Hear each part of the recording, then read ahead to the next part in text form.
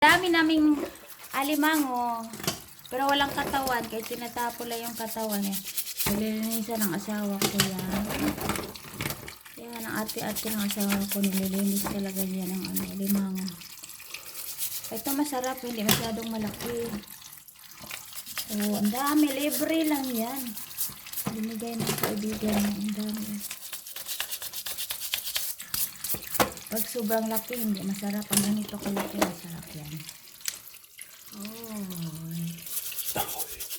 Oy, ang dami.